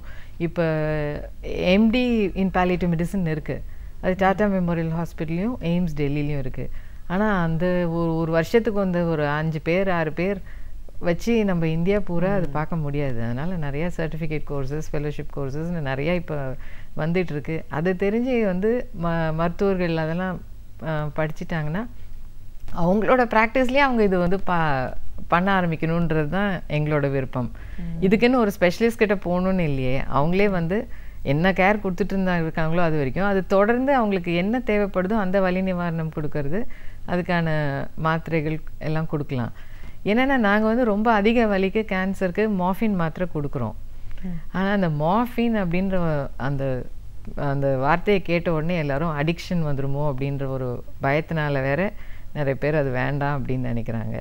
ஏன்னா மெடிக்கல் சிஸ்டம்லேயும் இன்னும் எஜுகேஷனில் இது இன்னும் வரல, இந்த பற்றின ஒரு சப்ஜெக்டாக இன்னும் வரல. ஸோ ஆனால் வந்து மார்ஃபின் மாத்திரைகள் வந்து அந்த மாத்திரையாக கொடுக்குறப்ப அந்த மாதிரி ஒரு அடிக்ஷன் பொட்டென்ஷியல் இல்லை. அது வலிக்குன்னு அது யாருக்கு கொடுக்கணும்னு தெரிஞ்சு கரெக்டாக கொடுத்தோம்னா இன்ஜெக்ஷன்ஸ் தான் வந்து அடிக்ஷனுக்கு சான்ஸ் இருக்குது, மாத்திரைகளில் இல்லை. ஸோ அதை புரிஞ்சு அதை எந்த மாதிரி கொடுக்கணும்னு தெரிஞ்சு கொடுத்தா அந்த பிரச்சனையும் இல்லை. ஆனால் அதை பற்றிலாம் நிறையா சொல்லிக் கொடுக்க வேண்டியிருக்கு. ஒரு இந்த மாதிரி ஒரு க்ரானிக் டிசீஸ் அப்படின்னு வரும்போது இது ஏஜ் ஒரு ஃபேக்டர் கிடையாது. இப்போது ஒரு பெரிய தீராத நோயெல்லாம் ஒரு காலகட்டத்தில் ரொம்ப வயதானவங்களுக்கு தான் வருதுன்னு நம்ம பார்க்குறோம். ஒரு 60 வயதுக்கு அப்புறம் பார்த்தீங்கன்னா தான் ஏதாவது ஒரு சீரியஸ் டிசீஸ். பட் இன்றைக்கி எந்த வயதில் வருதுன்னு சொல்ல முடியல. ஈவன் 30+ கிராஸ் பண்ணவங்க கூட பெரிய பெரிய ஒரு நோயினால் பாதிக்கப்படுறதை நம்ம பார்க்குறோம். இப்போ வலிகள் அது சார்ந்த எல்லாத்துக்குமே பாலியேட்டிவ் கேர் ஆதரவு மருத்துவம் அவசியம் அப்படின்னு வரும்போது இப்போ இந்த ஏஜுக்கு தகுந்த மாதிரி இந்த கேர் மாறுமா, இல்லை இது எப்படி வந்து ஃபங்க்ஷன் பண்ணுது? அது ரொம்ப சின்ன குழந்தைகளுக்கு அது கொஞ்சம் வித்தியாசமாக நம்ம செய்யணும். ஒரு 12 வயசு வரைக்கும் இருக்கிற குழந்தைகளுக்கு. மற்றவங்களுக்கு ஒரு அடல்ட் மாதிரி இருக்கிறவங்களுக்கு எல்லாம் ஒரே மாதிரி நம்ம அணுகலாம். இப்போ ஆனால் இப்போ ஒரு லங் டிசீஸ் இருக்கிறவங்களுக்கு மூச்சு திணறல் இருந்ததுன்னா, ஹார்ட் டிசீஸ் இருக்கிறவங்களுக்கு மூச்சு திணறல் இருக்குது, அதுக்கெல்லாமும் வந்து இந்த மாதிரி ஒரு பாலியேட்டிவ் கேர் வழியாக அவங்களுக்கு ஒரு சப்போர்ட்டிவ் கேர் கொடுத்து அதை எப்படி சமாளிக்கிறதுன்றதை நம்ம மேனேஜ் பண்ணலாம். ஓகே. இப்போ பார்த்துட்ருக்காங்கன்னு வச்சுக்கோங்களேன், இந்த ஒரு நிகழ்ச்சியை பார்க்குறவங்க, இப்போ உங்கள் வீட்டில் வந்து ஒரு தீராத ஒரு நோய் இருக்கிற ஒரு பேஷண்ட் இருக்காங்க அப்படின்னா அவங்களுக்கு ஃபஸ்ட்டு நிறைய விஷயங்கள் அவங்கள வீட்டிலேருந்து பார்த்துக்கிறதுக்கே ஒரு புரிதல் தேவைப்படுது. மருத்துவம் அப்படிங்கிறதுல மருந்து மாத்திரைகள் இருக்கும் அப்படின்னாலும் நீங்கள் முன்னாடியே சில விஷயங்கள் சொன்னீங்க, இதெல்லாம் நம்ம சொல்லிக் கொடுக்குறோம் அப்படின்னு. ஒரு தீராத நோய்னால அவதிப்படுற ஒரு பேஷண்ட் இருக்கிற வீட்டில் அந்த நோயாளியும் சரி அவங்கள சுற்றி இருக்கிறவங்களும் சரி என்ன மாதிரியான விஷயத்தை முதல்ல கடைபிடிக்க ஆரம்பிக்கணும்? முதல்ல வந்து அஃப்கோர்ஸ் அவங்க ப்ரைமரியாக ட்ரீட்மெண்ட் இருக்கிறத அவங்க கடைப்பிடிக்கணும். ஏன்னா இப்போ ஒரு ஹார்ட் ப்ராப்ளம் இருக்குன்னா கார்டியாலஜிஸ்ட் கிட்ட பார்க்குறாங்க இல்லையா, அவங்க என்ன சொல்கிறாங்கங்கிறத ஃபாலோ பண்ணிவிட்டு அதை தாண்டியும் பிரச்சனைகள் இருக்கிறப்ப எங்களை அணுகிறது நல்லதுன்னு நாங்கள் நினைக்கிறோம். இப்போ அணுகிறாங்கன்னா அவங்களுக்கு என்ன மாதிரியான விதத்துலலாம் நீங்கள் வந்து சொல்யூஷன்ஸ் கொடுப்பீங்கன்ற, அதாவது இந்த கவுன்சிலிங்லேருந்து ஆரம்பிச்சு இப்போ நான் வீட்டில் இருந்தே பார்த்துக்கணும் அப்படின்னா எனக்கு சில விஷயங்கள் தெரிஞ்சால் நான் வீட்டில் அவங்கள கேர் பண்ணுவேன்ல, அப்போ எனக்கு என்னெல்லாம் தெரிஞ்சிருக்கணும்? அது ஒரு பேஷண்ட்டுக்கு என்ன அறிகுறிகள் இருக்குன்னு பார்த்து அதுக்கேற்ற மாதிரி அவங்களுக்கு நம்ம சொல்லி கொடுக்கணும். குடும்பத்தினருக்கு இப்போ நாங்கள் பொதுவாக வந்து வலி இருந்தால் இப்படி பண்ணுங்கள், மூச்சு திணறல் இருந்தால் இப்படி பண்ணுங்கன்னு நம்ம சொல்ல முடியாது. ஏன்னா வந்து சில பேரில் பார்த்தீங்கன்னா அவங்களுக்கு படுக்கிறதே கஷ்டமாக இருக்குதுன்னு சொல்லுவாங்க. அப்போ அந்த காட்டை வந்து எப்படி கொஞ்சம் ரேஸ் பண்ணி வச்சு தலையணையெல்லாம் வச்சு எப்படி அவங்கள கம்ஃபர்டபுளாக ஆக்கிறது அப்படின்னு சொல்லி கொடுக்கலாம். இல்லைன்னா வந்து ரொம்ப நாள் அவங்க வந்து படுக்கையில் இருக்காங்க அப்படின்னா ஏர் பெட் யூஸ் பண்ணுறது எப்படி, இல்லைன்னா அவங்கள திருப்பி விடணும், அந்த புண்ணு வராமல் தடுக்கிறது எப்படி அப்படின்னு சொல்லி கொடுக்குறோம். அதனால் ஒருத்தருக்கும் என்ன அறிகுறிகள்ங்கிறத வச்சு அதை வச்சு தான் நம்ம வந்து இல்லை உதாரணமாக ஏதாவது ஒரு டிசீஸ் எடுத்துக்கிட்டு நீங்கள் சொல்லுங்கள், இப்போ இந்த டிசீஸ்னால் இந்த மாதிரியானதெல்லாம் தேவை அப்படிங்கிற மாதிரி. இப்போ வந்து ஒரு பேஷண்ட்டுக்கு வந்து ஒரு லங்கில் ஒரு ப்ராப்ளம் இருந்தது. அவங்க என்ன பண்ணாங்கன்னா ஒரு 5 ஆக்சிஜன் சிலிண்டரை அடுக்கி வச்சு அவங்களுக்கு வந்து ஃபுல்லாக 24 மணி நேரமும் ஆக்சிஜன் கொடுத்துட்டு இருந்தாங்க. அவங்களால வந்து அந்த மாஸ்க் எடுத்துட்டு அவங்களுக்கு ஒரு பேசக்கூட முடியல, சாப்பிடக்கூட முடியல, அந்த மாதிரி ஒரு கஷ்டத்தில் இருந்தாங்க. அப்போ ஆக்சுவலாக மார்ஃபின் மாத்திரைங்கிறது வலிக்கு மட்டும் இல்லை, மூச்சு திணறலுக்கும் ஒரு ஸ்மால் டோஸில் கொடுத்தா உதவியாக இருக்கும் அப்படின்னு அவங்கள கன்வின்ஸ் பண்ணதே எங்களுக்கு ரொம்ப கஷ்டமாக இருந்தது. ஏன்னா வந்து இதை பற்றி தெரியல, உடனே அவங்க எல்லாரும் கூகுள் பண்ணி பார்த்துடுறாங்க. மார்ஃபின் அப்படின்னா அதில் நிறைய விஷயங்கள் இருக்கும், நம்ம எதை கொடுக்குறோம், எந்த ஃபார்மில் கொடுக்குறோம், எந்த டோஸ் கொடுக்குறோங்கிறதுலாம் கூகுளில் தெரிய போகிறதில்ல. ஸோ ரொம்ப ஒரு ஸ்மால் டோஸ் கொடுத்த உடனே அவங்க வந்து அந்த மாஸ்க் எடுத்து கொஞ்சம் பேச முடிஞ்சுது, சாப்பிடவும் முடிஞ்சதுன்னொடனே அந்த பேஷண்ட்டே வந்து எங்களுக்கு இன்னும் கொஞ்சம் நாங்கள் 6 மணி நேரத்துக்கு ஒரு வாட்டி கொடுத்து பாருங்கள், ஏன்னா இவ்வளோ பயப்படுறாங்கங்கிறதுனால அப்படி சொல்லிட்டு வந்தோன்னா அவங்களே வந்து 4 மணி நேரம் 5 மணி நேரம் ஆனோடனே எனக்கு ரொம்ப நல்லா இருக்குது, எனக்கு இன்னும் கொஞ்சம் கொடுங்க, என்னால் இப்போ ரொம்ப பெட்டராக இருக்குது. கொஞ்ச நேரம் படுத்துருக்கிறவங்க கொஞ்ச நேரம் உட்கார்ந்தும் இருந்தாங்க, லிக்விட்ஸை சாப்பிட முடிஞ்சுது. அதே வந்து ஃபேமிலிக்கும் ரொம்ப ரிலீஃப் ஆயிடுச்சு. அவங்க தினம் 24 மணி நேரத்துக்கு 5 சிலிண்டர் 24 மணி நேரத்துக்கு 5 சிலிண்டர் இருந்தது. நல்ல அளவு குறைஞ்சி ஒரு நாளைக்கு 2 இல்லைனா 3 சிலிண்டர் அளவுக்கு ஆக்சிஜன் கன்சம்ஷனையும் குறைக்க முடிஞ்சுது. ஒரு பேக் டு ஒரு இயல்பு வாழ்க்கைக்கு ஒரு சாதாரணமாக சாப்பிட பேசுன்ற ஒரு இதுக்கு வரதே உங்களுக்கு மனதளவில் ஒரு பெரிய ஒரு கிஃப்ட்ன்னே சொல்லலாம் இல்லைங்களா இந்த கண்டிஷனில் இருக்கிறவங்களுக்கு. கிஃப்ட்டு ப்ளஸ் அவங்களுக்கு வந்து இவ்வளோ மூச்சு திணறப்ப அவங்களுக்கு பயம் அதிகமாகிடுது. என்ன ஆக போகுது அடுத்தது, இதோட இன்னும் மூச்சு திணறல் அதிகமான என்ன பண்ணுறது அப்படிங்கிற ஒரு பயம் ரொம்ப இருந்தது. அப்படியே வேர்த்து இருந்தது அவங்களுக்கு. ஆனால் இந்த மாதிரி கண்ட்ரோல் பண்ணலாம் அப்படின்னு தெரிஞ்ச உடனே அவங்களுக்கு வந்து சரி நோய் இருக்குது ஆனால் அட்லீஸ்ட் சமாளிக்கிற அளவு இருக்குது அப்படின்ற ஒரு தைரியம் வருது அவங்களுக்கு. ஓகே, இப்போ இந்த ஆதரவு மருத்துவம் மூலமாக நம்ம கேன்சர் அப்படிங்கிறது ஒரு பெரிய டிசீஸ், எந்த ஒரு வலினாலுமே இதுக்குன்னு சொன்னீங்க. இப்போ இது எந்த அளவுக்கு மற்ற வியாதிகளுக்கும் எக்ஸ்பேண்ட் பண்ணியிருக்காங்க இந்த துறையை? இப்போ ஹெச்ஐவி எய்ட்ஸ் பேஷண்ட்ஸ்க்கு இந்த மாதிரி வலியோ மற்ற பிரச்சனைகளோ இருந்ததுன்னா அதுக்கு தேவை. நியூரலாஜிக்கல் டிசீசஸ், இது பார்க்கின்சன்ஸ் பிரச்சனைகள் இருந்ததுன்னா அவங்களுக்கும் சில இன்ஆக்டிவிட்டினால சில பிரச்சனைகள் இருக்குது. அதுக்கும் நம்ம அவங்கள சப்போர்ட் பண்ணலாம். எப்படி அவங்களுக்கு கொஞ்சம் மூவ்மெண்ட் கொண்டு வருது, ஒரு ஃபிசியோதெரப்பி வந்து வச்சு எப்படி இம்ப்ரூவ் பண்ணலாம், இந்த மாதிரி சஜஷன்ஸ்லாம் நம்ம கொடுக்கலாம். அவங்க வீட்டுக்கே போகிறப்ப அவங்களுக்கு என்ன ப்ராக்டிக்கல் ப்ராப்ளம்ஸ்னு தெரிஞ்சு, இப்போ அவங்களுக்கு பாத்ரூமுக்கு நடந்து போகிறதே கஷ்டமாக இருக்குது அப்படின்னா ஒரு ஸ்டூலை நடுவில் போட்டு போய் உட்காந்து ஒரு 2 நிமிஷம் கழித்து போயிட்டு வாங்க அப்படின்னு சொன்னால் அதே அவங்களுக்கு வந்து ஒரு எப்படி சமாளிக்கிறதுங்கிறதுக்கு நம்ம அவங்களுக்கு முடியுது. ஸோ இந்த மாதிரி மற்ற இந்த பேஷண்ட்ஸ்க்கும் இது எக்ஸ்பேண்ட் ஆகிருக்குன்னு சொல்கிறீங்க. இந்த துறை பற்றின ஒரு விழிப்புணர்வை மக்கள் மத்தியில் கொண்டு போய் சேர்க்கணும்னா இமீடியட்டாக யார் இதை எடுத்து செய்ய முடியும், என்ன மாதிரியான முறையிலெல்லாம் நம்ம இதை பப்ளிக்கு கொண்டு போய் சேர்க்கலான்னு ஒரு டாக்டராக நீங்கள் நினைக்கிறீங்க? இந்த மாதிரி ப்ரோக்ராம்ஸ் இருக்கிறது ஒரு நல்ல விஷயம். அது இல்லாமல் வந்து டாக்டர்ஸ் இந்த மருத்துவத்துறையில் இருக்கிறவங்களுக்கும் வந்து அவங்களோட எஜுகேஷன்லேயே வந்துடுச்சுன்னா இந்த மாதிரி ஒரு ஃபீல்டு இருக்குங்கிறது தெரிய வரும். ஒரு லீஃப்லெட் டிஸ்ட்ரிபியூஷன்லாலேயோ அந்த பப்ளிக்கு தெரிய வந்ததுன்னா அவங்க ஆட்டோமேட்டிக்காக சரி இப்படி ஒன்று இருக்குது நம்ம போய் மருத்துவரை அணுகலாம், இந்த மாதிரி ஒன்று இருக்குன்னா அவங்களுக்கு ஒரு நிவாரணம் கிடைக்கும் அப்படின்னு தெரிஞ்சதுனாலே அவங்களே போய் டாக்டர்ஸ் கிட்ட ஏதாவது பண்ணுங்க, இல்லைன்னா இந்த மாதிரி இருக்கிறவங்க கிட்ட ரெஃபர் பண்ணுங்கன்னா அது கேட்க ஆரம்பிச்சிருவாங்க. ஸோ அந்த மாதிரி தான் நம்ம ஒரு விழிப்புணர்வை கொண்டு வரணும். ஓகே, இப்போது இந்த மருத்துவர்களே ரொம்ப கம்மியான அளவில் தான் இருக்காங்க, இதை பற்றி மக்கள் மத்தியில் போய் இன்னும் சேரலை அப்படின்னு நம்ம சொல்கிறீங்க. ஸோ இப்போ இந்த மாதிரியான ஒரு நோயினால் பாதிக்கப்பட்டவங்க நிறைய பேர் இருக்காங்க அப்படின்னா இதற்கான ஒரு அமைப்பு இருக்குது, ஒரு ட்ரஸ்ட் இருக்குது, இதை நம்ம அப்ரோச் பண்ணணும் அப்படிங்கிற லெவலில் இதை எப்படி கொண்டு போய் சேர்க்கறது மேடம்? நாங்கள் வந்து ரிப்பீட்டடாக வந்து அவேர்னஸ் ப்ரோக்ராம்ஸ் நடத்திட்டுருக்கோம். நாங்களும் ஒரு தொண்டு நிறுவனம் தான். ஸோ எங்கே நம்மளுக்கு சான்ஸ் கிடச்சதுனாலும் போய் ஒரு சின்ன ஆர்கனைசேஷனோ பெரிய ஆர்கனைசேஷனோ போய் எல்லாரும் பேசி, எங்கள் குரூப் ஆஃப் வாலண்டியர்ஸ் இருக்காங்க, அவங்களாமும் போய் பேசுகிறாங்க. நாங்கள் 3 டாக்டர்ஸ், சைக்காலஜிஸ்ட், நர்சஸ் இருக்கோம்.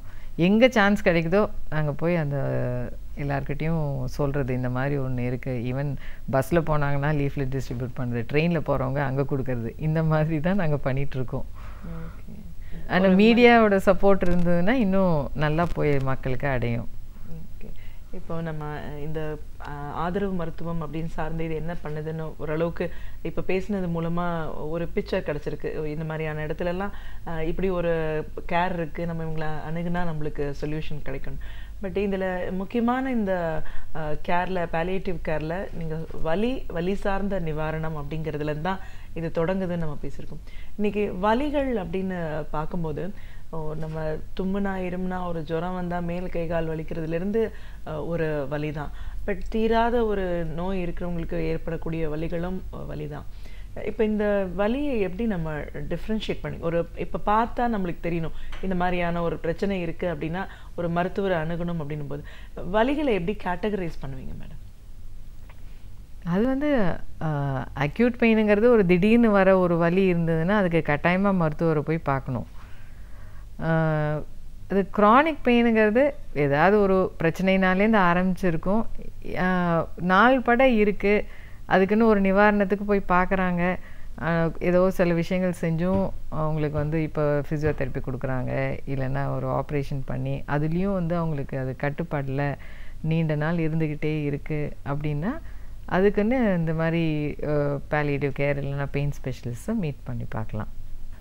ஒரு ஆதரவு மருத்துவரா பாலியேட்டிவ் கேர் அப்படிங்கிறது என்ன, பொதுவாக எந்த ஒரு நோய்க்காக இப்படிப்பட்ட ஒரு சிகிச்சை முறை அணுகுமுறையை அவங்க கொண்டு வந்தாங்க, அந்த நோயை பொறுத்த வரைக்கும் இன்னைக்கு பாலியேட்டிவ் கேர் மூலமாக எவ்வளோ தூரம் மக்களுக்கு வந்து ஒரு சரியான நேரத்தில் சரியான ஆதரவு கொடுக்க முடிஞ்சிச்சு, இந்த மாதிரியான விஷயங்கள் இன்னைக்கு பப்ளிக் வரையில் ஒரு முழுமையாக போய் சேரலை அப்படிங்கிறதுனால இப்படிப்பட்ட ஒரு தேவை இருக்குன்ற நேரத்தில் இப்படிப்பட்ட ஒரு மருத்துவமும் இருக்குது அப்படின்னு மக்களுக்கு இன்னும் புரியாமல் இருக்குது, மருத்துவர்களேவும் இன்னும் கம்மியாக இருக்காங்கன்னு நீங்கள். ஸோ இந்த விழிப்புணர்வு மக்கள் மத்தியில் ஏற்படுத்தக்கூடிய ஒரு அவசியத்தில் நம்ம இருக்கோம்.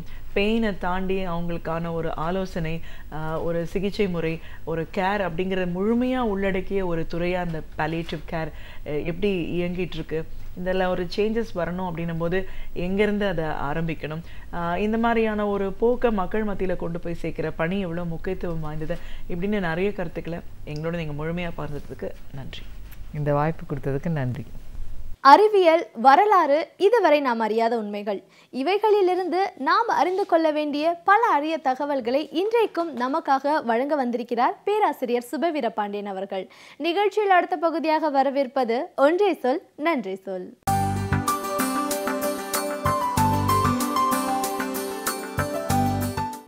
அனைவருக்கும் என் அன்பு வணக்கம். தமிழ்நாட்டில், அது சென்னை தலை மாகாணமாக மெட்ராஸ் பிரசிடென்சி என்கிற பெயரில் இருந்தபோது நீதி கட்சியினுடைய ஆட்சி ஏறத்தாழ 1920 36-37 வரைக்கும் 16-17 ஆண்டுகள் தமிழகத்திலே நடைபெற்றிருக்கிறது. இதில் நான்காவதாக முதலில் 1919 கடைசியில் பொறுப்பேற்றார்கள். 23 ஒரு தேர்தல், 26 ஒரு தேர்தல், 26ஆம் ஆண்டு தேர்தலில் நீதி கட்சி படுதோல்வி அடைந்து விட்டது. எனவே ஒரு சுயேட்சையாக இருந்தவர்கள் எல்லோரும் சேர்ந்து அமைத்தார்கள். ஆனாலும் நீதி கட்சியினுடைய கோட்பாடுகள், கம்யூனல் ஜீவோ போன்றவைகளெல்லாம் வெளிவந்தது 26 இருந்த அரசிலே தான். அதற்கு பின்னால் 1930 வெற்றி பெற்று தேர்தல் அடுத்து வராத காரணத்தால் 36 அல்லது 37 தொடக்கம் வரைக்கும் நீதி கட்சியினுடைய ஆட்சி தமிழ்நாட்டிலே இருந்தது. இதில் இறுதி கட்டம் எப்படி இருந்தது என்று நாம் பார்க்கலாம். தொடக்க கட்டம் என்பது ஒரு மிகுந்த எழுச்சியோடு இருந்த கட்டம். அன்றைக்கு நீதி கட்சி புதிதாக எழுந்தது ஒரு இயக்கம், மக்களிடத்திலே ஒரு பெரிய வரவேற்பு. நான்-பிராமின் மேனிஃபெஸ்டோ என்பது இந்தியா முழுவதும், தமிழ்நாட்டிலே தான் அது தோன்றிற்றென்றாலும் இந்தியா முழுவதும் அதனுடைய அலைகள் வீச்சுகள் இருந்தன. அப்படிப்பட்ட ஒரு கட்சியினுடைய தொடக்கம். பானகல் அரசர் அதனுடைய முதலமைச்சராக இருந்தார். அடுத்தடுத்து நிகழ்ந்த எல்லா நிகழ்வுகளுக்கும் பிறகு 1930ஆம் ஆண்டு தேர்தலில் நீதி கட்சி பெரிய வெற்றி பெற்றது. அதில் இன்னொரு செய்தி நாம் சரியாக சொல்ல வேண்டும், வரலாற்றில் எதையும் மறைக்கக்கூடாது. 1930 காங்கிரஸ் கட்சி தேர்தலில் போட்டியிடுவதில்லை என்று அறிவித்து விட்டது. எனவே நீதி கட்சி ஒரு பெரிய வெற்றியை பெற்றது. பி. முனுசாமி நாயுடு அவர்கள் நீதி கட்சியினுடைய முதலமைச்சராக இருந்தார். ஆனால் கட்சிக்குள் குழப்பங்கள் வந்துவிட்டன. பிட்டி தியாகராயரினுடைய காலத்திலேயே தலைவர்களுக்குள் மோதல்கள் வந்துவிட்டன. அது 30 அதிகமாகி தேர்ந்தெடுக்கப்பட்ட முனுசாமி அவர்கள் 2 ஆண்டுகள் தான் முதலமைச்சராக இருந்தார். 32 மறுபடியும் நீதி கட்சியின் ஆட்சிதான். ஆனால் முதலமைச்சர் மாற்றப்பட்டு விட்டார். ஆட்சி அதே ஆட்சி, முதலமைச்சர் மாற்றப்பட வேண்டிய சூழல் நேர்ந்தது. யாரை தேர்ந்தெடுக்கலாம் என்றால் நேரடியாக முதலமைச்சரை கூட மாற்றவில்லை. நீதி கட்சியினுடைய தலைவராக புதியவர் பொறுப்பேற்றார்.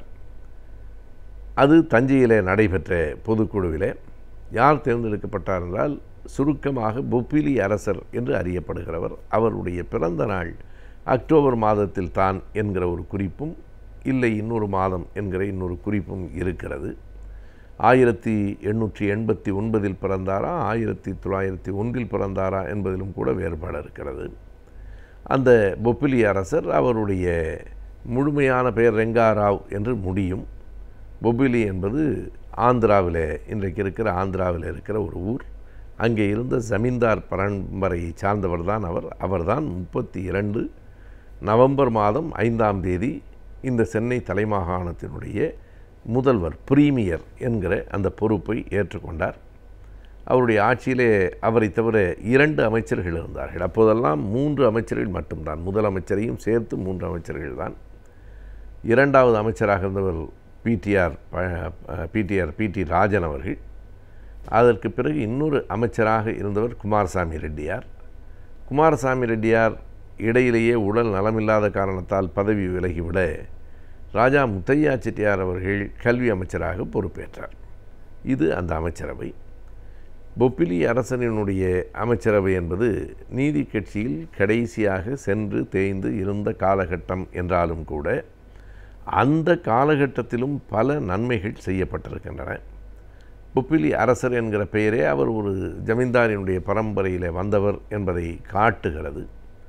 ஆனால் அதை தாண்டி ஜமீன்தார்களால் எதிர்க்கப்பட்டவரும் அவர்தான். அவர் கொண்டு வந்த அந்த இனாம்தாரி முறையும் ஜமீன்தார்களுக்கு கொடுக்கிற அந்த செல்வாக்கை ஒழித்து உழுகிற மக்களுக்கு நிலத்தில் கூடுதலாக த லேண்ட் ஆக்ட் 1933 என்கிற அந்த சட்டம் இருக்கிறது. அது உழவர் பெருமக்களுக்கு ஒரு பெரிய வாய்ப்பாக அவர்களுக்கு பல்வேறு விதமான நன்மைகளை கொண்டு வருவதாக இருந்தது. இது ஒரு குறிப்பிடத்தக்க முரண் அல்லது வரவேற்க வேண்டிய முரண் என்று சொல்ல வேண்டும். ஒரு ஜமீன்தார் முதலமைச்சராக பொறுப்பேற்றிருக்கிறார். ஆனால் ஜமீன்தார்களுக்கு எதிரான ஒரு சட்டம் அவருடைய ஆட்சி காலத்திலே தான் நிறைவேறியிருக்கிறது. அவருடைய ஆட்சி காலத்திலே தான் மறுபடியும் நடுவில் நின்று போன 1688 சென்னை மாநகராட்சி இயங்குகிறது. நடுவிலே அது இயங்காமல் நின்று போய்விட்டு மறுபடியும் 1933 தான் பொப்பிலி அரசர் முதலமைச்சராக இருக்கிற போது சென்னை மாநகராட்சி மீண்டும் இயங்க தொடங்கிற்று. இப்படி பல செய்திகள் அவருடைய காலகட்டத்தில் வெளிப்பட்டன. ஆனாலும் அவர் எல்லோரையும் கலந்து ஆலோசித்து இணக்கமாக போகவில்லை என்கிற ஒரு குற்றச்சாட்டு அவர் மீது இருந்தது. அதற்கு காரணம் முதலாக நாம் குறிப்பிடுகிற இந்த 1933 ஆண்டு நில சீர்திருத்த சட்டத்தை அவர் கொண்டு வந்த போதே அவருக்கு கடுமையான எதிர்ப்புகள் இருந்தன. ஆனால் அவர் ஒன்றில் உறுதியாக இருந்தார். கூடுதல் ஜனநாயகம் உதவாது என்கிற கருத்துடையவராக அவர் இருந்தார். எனவே ஒவ்வொன்றையும் எல்லோரையும் கேட்டுத்தான் முடிவு செய்வது என்றால் எந்த முடிவுக்கும் யாராலும் வர முடியாது. ஆகையினால் நாம் நினைத்ததை நல்லது என்று கருதினால் செய்துவிட வேண்டும் என்று அவர் எண்ணியிருக்கக்கூடும். அதன் விளைவாக இந்த லேண்ட் ரிஃபார்ம்ஸ் ஆக்ட் 1933 என்பதை அவர் உடனடியாக அறிவித்து விட்டார். இது இப்படித்தான் இது சட்டமாக ஆகிறது என்று அறிவித்து விட்டார். அன்றைக்கு இங்கே இருக்கிற சென்னை தலைமாகாணத்தினுடைய சட்டமன்றத்தில் அல்லது அமைச்சரவையில் நிறைவேற்றப்படுகிற தீர்மானங்களை இங்கிலாந்திலே இருந்த அந்த மத்திய அரசு உடனடியாக ஏற்றுக்கொண்டது. இன்றைக்கு இங்கே நிறைவேற்றப்படுகிற சட்டங்கள் தில்லியிலே கூட ஏற்றுக்கொள்ளப்படவில்லை. அன்றைக்கு இங்கிலாந்திலேயே அவை ஏற்றுக்கொள்ளப்பட்டன. எனவே முற்றிலுமாக தன் கையிலே அதிகாரங்களை வைத்து கொண்டார் என்று அவர் மீது ஒரு குற்றச்சாட்டு உண்டு. அதில் உண்மையும் இருக்கிறது. ஆனால் அந்த குற்றச்சாட்டு நல்ல ஒன்றுக்காக எடுத்துக்கொள்ளப்படுகிற போது சரியா தவறா என்கிற விவாதமும் இருக்கிறது. பொப்பிலி அரசர் தமிழகத்தினுடைய முதலமைச்சராக இருக்கிற போதுதான் சென்னை தலைமாகாணத்தில் அதுவரையில் ஒரு பகுதியாக இருந்த கஞ்சம் மாவட்டம் அதனுடைய ஒரு பகுதி நம்மை விட்டு போயிற்று. கஞ்சம் என்பது ஒரிசாவிலே இன்றைக்கு இருக்கிறது. அந்த ஒரிசாவில் இருக்கிற ஒரு மாவட்டத்தின் ஒரு பகுதி 1936 வரையில் நம் தமிழ்நாட்டோடு இணைந்திருந்தது. இன்றைக்கும் ஆந்திராவினுடைய 9 மாவட்டங்கள், இன்றைக்கு ஆந்திராவில் இருக்கிற 9 மாவட்டங்கள், கர்நாடகத்தின் சில மாவட்டங்கள், கேரளாவின் சில மாவட்டங்கள் எல்லாவற்றையும் தாண்டி ஒரிசாவில் இருக்கிற கஞ்சம் மாவட்டத்தின் ஒரு பகுதி வரைக்கும் சேர்த்து சென்னை தலைமாகாணம் மெட்ராஸ் பிரசிடென்சி என்று இருந்தது. அதில் முதலில் நம்மை விட்டு பிரிந்தது. பிறகுதான் ஆந்திரா போயிற்று. அது 50களுக்கு பிறகு முதலாக அந்த சென்னை தலைமாகாணத்திலிருந்து வெகு தொலைவில் இருக்கிறது என்று சொல்லி பிரிக்கப்பட்ட முதல் பகுதி இந்த கஞ்சம் மாவட்டம்தான். அதுவும் பொப்பிலி அரசரையினுடைய ஆட்சியில். எனவே பொப்பிலி அரசரையினுடைய ஆட்சி என்பது பல நல்ல திட்டங்களையும் வெளிப்படுத்தி இருக்கிறது. சில திட்டங்களில் அதற்கு பின்னடைவும் ஏற்பட்டிருக்கிறது. ஆனாலும் நீதி கட்சியின் இறுதிக்கால ஆட்சி என்று கூறப்படுகிற அந்த பொப்பிலி அரசரின் ஆட்சியும் கூட மக்களுக்கு பல வகையில் நன்மை செய்த ஆட்சியாகத்தான் இருந்திருக்கிறது. ஒரு நாட்டின் குடிமகனாக அந்நாட்டின் அடிப்படை சட்டங்களை பற்றி அறிந்திருக்க வேண்டியது அவசியமாகிறது. அந்த வகையில் இந்த பகுதியின் மூலமாக பல அடிப்படை சட்டங்களை பற்றி நாம் அறிந்து வருகிறோம். இன்றைக்கும் சில அடிப்படை சட்டங்களை பற்றி தெரிந்து கொள்ளலாம். நிகழ்ச்சியில் அடுத்த பகுதியாக வரவிருப்பது ஆலோசனை நேரத்தில் சட்டம் பகுதி.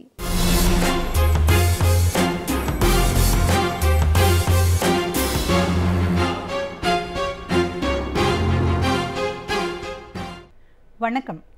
இன்றைய ஆலோசனை நேரத்தில் நாம் பார்க்க போகிற ஒரு முக்கியமான விஷயம் வாடகை தாய் சட்டத்தை பற்றி. அது என்னப்பா, தாயில் போய் ஒரு வாடகை தாய் இருக்குமா? தாய்னா எப்போவுமே வாடகையெல்லாம் விட்டு தன்னுடைய குழந்தைகளின் நலனுக்காகவே இரத்தத்தை பாலாக்கி கொடுப்பவளாச்சே, அது எப்படி தாயில் ஒரு வாடகை தாய் அப்படின்னு நம்ம கேட்போம். ஆனால் உண்மையில் இன்றைக்கு குழந்தை பேர் இல்லாமல் தவிக்கக்கூடிய சில பேரண்ட்ஸ் அவங்களுடைய குழந்தையின்மை தேவையை போக்குவதற்காக கண்டுபிடிக்கப்பட்ட வழிதான் வாடகை தாய்மார்கள். அதாவது என்னன்னு கேட்டிங்கன்னா, ஒரு தம்பதியர் 2 பேருக்குமே குழந்தை இல்லை அப்படின்னு சொன்னால் அதுக்கு ஒரு காரணம் இருக்குமானால் அந்த காரணத்தின் அடிப்படையிலே அந்த பெண்ணால் இனி கருவை சுமக்க முடியாத நிலையிலே இருந்தால் அப்படியான நேரத்தில் வேறு ஒரு பெண்ணை தன்னுடைய கருவை சுமப்பதற்கான ஒரு வாடகைக்கான இடம் தரும்படி அவளுடைய கருவறையை கேட்பது அப்படிங்கிற அர்த்தம் தான் இதில். அப்போது இது வரைக்கும் என்ன நடந்துட்டு இருந்ததுன்னா, வாடகை தாய் அப்படின்னு நம்ம சொன்ன உடனேயே வாடகை கொடுக்குறோம். அதாவது அந்த அம்மா தன்னுடைய கருப்பையிலே நம்முடைய குழந்தையை வளர்ப்பதற்காக அந்த வாடகையை, குழந்தையை அந்த கருப்பையில் சுமக்கிறதுக்கான வாடகையாக தர்றதுனால தான் இதை நம்ம வாடகை தாய் அப்படின்னு சொன்னோம். இது ஒரு நல்ல ஸ்கீம் தான். முடியாதவங்களுக்காக முடிஞ்சவங்க பெற்று கொடுப்பது. அப்போ இதில் யார் லீகல் பேரண்ட்ஸ் அப்படின்னு பார்த்தீங்கன்னா, யார் இந்த குழந்தையை வாடகைக்கு பெற்றுத்தர சொல்லி வாங்கிக் கொள்கிறார்களோ அவர்கள்தான் சட்டப்பூர்வமான தாய் தந்தையர். அவங்க அந்த குழந்தைக்கு எதுவும் செய்யலைன்னு வச்சுக்கோங்க, சட்டப்படி ஒரு பெற்றோர் மீது என்ன நடவடிக்கை எடுக்கிறோமோ அதை அனைத்தையும் இவர்கள் மீது தான் எடுக்க முடியும். சரி, இப்போது ரொம்ப ஈஸியான மெத்தட் தானே, இதுக்கு எதுக்கு ஒரு சட்டம் அப்படின்னு கேட்டிங்கன்னா, ஈரோடு, நாமக்கல் அப்படி போன்ற மாவட்டங்கள் எல்லாம் பார்த்திங்கன்னா மிக வறுமையிலே வாடுகிறவர்கள், அதுவும் குறிப்பாக நெசவு தொழிலே இருக்கிறவர்களுக்கு உங்களுக்கு தெரியாததல்ல, கஞ்சி தொட்டியெல்லாம் திறந்து வச்சாங்க.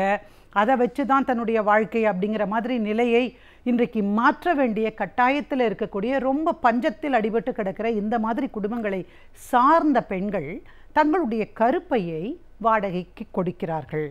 அதன் மூலமாக குழந்தையை பெற்று அந்த குழந்தையை வளர்க்கிற பேரினை சட்ட ரீதியான பெற்றோர்கள் அனுபவிக்கிறார்கள். பார்த்தா எல்லாம் நல்லா தான் இருக்கும், அந்த அம்மாவுக்கு பணம் கொடுத்துறோம், குழந்தை நமக்கு வந்துடுது. இதில் என்ன பெரிய பிரச்சனை இருக்க போகிறது என்று கேட்டால், இது ஒரு பெரிய ராக்கெட் மாதிரி ஆயிடுச்சு, வணிக ரீதியான மிகப்பெரிய விஷயமாக ஆகிவிட்டது.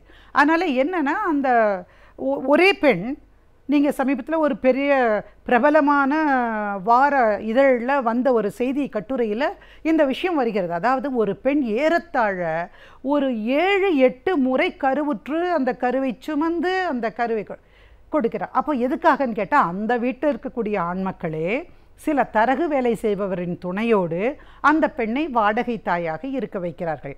இது என்ன ஆகுதுன்னு கேட்டிங்கன்னா, கடைசியில் பிரசவிக்கிற ஒரு மெஷினாக பெண் மாறிப்போகிறாள். பிரசவத்திற்கு பின்பு பார்க்க வேண்டிய எந்த விதமான பக்குவமும் அந்த பெண்ணுக்கு கிடையாது, அவளுக்கான எந்த பரிசீலனையும் கிடையாது. அப்போ என்ன ஆயிடுதுன்னா, அவளுடைய கருப்பை என்பது ரொம்ப வீக்காகி அவள் ஒரு நோயுற்றவள் போல ஆகிவிடுகிறாள். அப்போ தான் இந்த மாதிரி நிறைய பெண்கள் பாதிக்கப்படுறாங்களே அப்படின்னு இந்த மாதிரி வாடகை தாய் சட்டத்திற்கு எதிர்ப்பு தெரிவித்து குரல்கள் எழுந்தன. சுப்ரீம் கோர்ட் வரைக்கும் கேஸெல்லாம் போட்டு வாதாடினாங்க. அதில் உங்களுக்கு தெரியும், அந்த ஜப்பானிய குழந்தைக்காக எப்படி போராடினாங்க, ஜெர்மன் பேரண்ட்ஸ் எப்படி இந்த குழந்தைகளை இங்கிருந்து எடுத்து செல்வதற்காக எப்படி போராடினாங்கன்னு கதை மாதிரி நிறைய விஷயங்களை நம்ம பார்த்தோம். ஆனால் 2016 ஒரு சட்டம் கொண்டு வரப்படுகிறது. இது வரைக்கும் வணிக ரீதியிலான வாடகை தாய் என்கிற முறைக்கு முடிவு கட்ட வேண்டும். இது பஞ்சத்தில் இருக்கக்கூடிய, வறுமையில் இருக்கக்கூடிய, வாடிக்கொண்டு இருக்கக்கூடிய பெண்களுக்கு அவர்களை சுரண்டுகிற பணியிலே இருக்கிறது. எனவே இதை நம்ம தடுத்து நிறுத்தணும் அப்படின்னு சொல்லிட்டு இந்த சட்டம் என்ன சொல்லுச்சு, இனிமே கமர்ஷியல் சரகசி கிடையாது. கமர்ஷியல் சரகசினா நீங்கள் நீ பெற்று கொடுக்குறியா, உனக்காக நான் வாடகைக்கு இவ்வளோ தரேன், நான் 1 லட்சம் தரேன், 2 லட்சம் தரேன், 3 லட்சம் தரேன் ஆனால் என்னென்னு பார்த்தீங்கன்னா நீங்கள் 3 லட்சம் வாங்கியிருப்பாங்க, தரகர்கள் வாங்கியிருப்பாங்க, அல்லது அதற்கு துணை நிற்கிறவர்கள் வாங்கியிருப்பார்கள். ஆனால் அந்த பெண்ணுக்கு கடைசியில் ஒரு 20,000 30,000 தான் வந்து சேரும். அந்த பிரசவ காலத்தை கூட அவள் வந்து கவனிக்கப்படாமலே போயிடுவா. ஆக இந்த சூழ்நிலையை தடுக்க வேண்டும் என்பதற்காக தான் இப்போ என்ன சொல்லிட்டாங்க, இன்னொரு பெண்ணை வச்சு நீ வாடகைக்கு நீ எடுக்க முடியாது, அதனால் காசு கொடுத்து நீ வாங்க முடியாது. காசு கொடுத்து வாங்கலைன்னா நீ யார்கிட்ட குழந்தை வாங்க முடியும் அப்படின்னா இந்த சட்டம் சொல்லுது, உன்னுடைய நெருங்கிய உறவினர்களிடமிருந்து மட்டுமே அவர்களது கருப்பையிலே உன் குழந்தையை வளர்ப்பதற்கான வசதியை நீ பெற்றுக்கொள்ள வேண்டும். மகளுக்காக அம்மா தாய் பெற்றாள் அப்படின்னு சொல்லி நம்ம கேள்விப்பட்டோம். நம்முடைய கோயம்புத்தூருக்கு அடுத்த மாவட்டம்னு நினைக்கிறேன், அங்கே வந்து பெற்றுட்டாங்க. 65 வயசில் இருக்கக்கூடிய ஒரு அம்மா வந்து அந்த குழந்தையை பெற்றாங்கன்னா தன்னுடைய மகளுக்காக பெற்றுக் கொடுக்குறார். அப்போ மகள் வந்து அந்த தாய்க்கு வந்து காசு கொடுக்கறது கிடையாது. அந்த மாதிரியான சரகசி ரைட்ஸ் மட்டும்தான் இனிமேல் உண்டு என்று இந்த சட்டம் சொல்லுது. இதற்கு முன்னாடியெல்லாம் என்ன பண்ணுவாங்க, ஃபாரினர்ஸ் எல்லாம் இருப்பாங்க பாருங்கள், அவங்க உடனடியாக இந்தியாவுக்கு வருவாங்க. இந்தியாவுக்கு வந்து இப்படி ஈஸியாக வாடகை தாய் கிடைக்கும், இருந்து குழந்தையை எடுத்துகிட்டு திரும்பி போவாங்க. ஆனால் இந்த சட்டம் இப்பொழுது குறிப்பாக சொல்லிவிட்டது, இது இந்தியர்களுக்கு மட்டுமே பொருந்தும். சரி, அதுக்காக நான் இங்கே வந்து இந்தியாவில் நான் ஸ்டே பண்ணுறேன்னு ஒரு கார்டை வாங்கிட்டு உட்காந்துக்கலாமா? நான் பர்சன் ஆஃப் இந்தியன் ஆரிஜின்னு சொல்லி உட்காந்துக்கலாமா? நான் ஒரு ஃபாரின் நேஷனலாக இருந்தாலும் வாடகை தாய் பெறுவதற்காக, அதன் மூலமாக குழந்தை பெறுவதற்காக இருக்கலாமா அப்படின்னு கேட்டிங்கன்னா அதெல்லாம் பண்ண முடியாது அப்படின்னு இந்த சட்டம் சொல்கிறது. இந்தியராக இருக்க வேண்டும். அந்த இந்தியராக இருக்கிற நபர் 5 வருடங்கள் தொடர்ந்து இந்திய நாட்டிலே வசித்திருக்க வேண்டும்.